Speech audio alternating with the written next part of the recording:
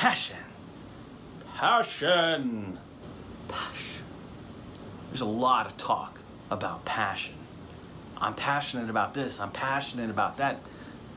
But there's more to this word than we sometimes realize. The root word is Latin. It's pati. Oh, hey, by the way, Mr. Ellis, you were right. You can really use Latin in the real world. And it only took me XXIX years to find out how to do it.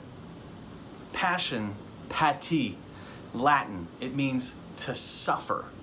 Like the passion of the Christ, it's the suffering. So what does that really mean?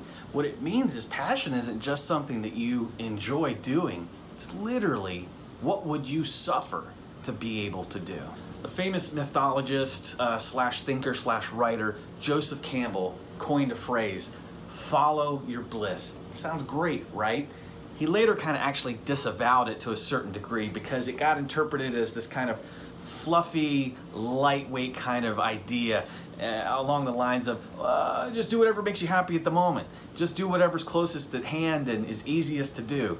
And it's easy to see where that happens. I mean, you know, follow my bliss. What is that? I don't know, probably sitting in front of a football game, eating a gigantic pot of mac and cheese. Oh boy, that actually does sound pretty good. Huh.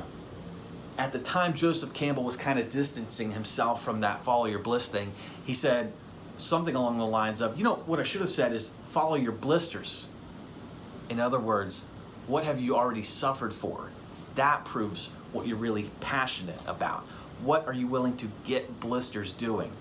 There's your proof. And so therein lies our takeaway.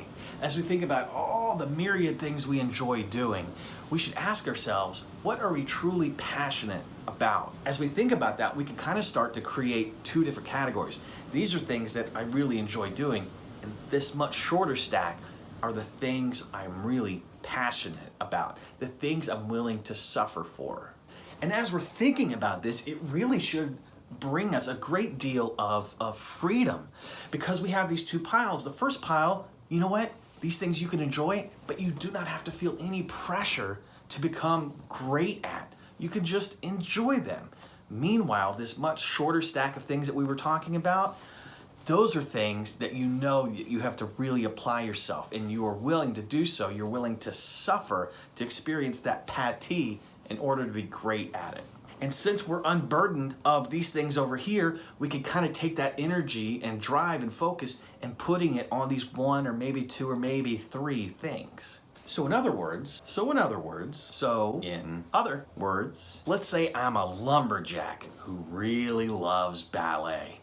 I'm really good at lumberjacking, I'm really good at ballet. I gotta be excellent at both, but if I think about it, if I sort out my interests from my passions, I can realize I enjoy ballet, but I'm really passionate about being a lumberjack. Plus, me as a lumberjack, I'm gonna be honest, I'm not gonna look good in a tutu. Just kidding, I would slay in a tutu. Thank you for watching. Thank you for subscribing. Until I see you next time, go big, then go home. Passion.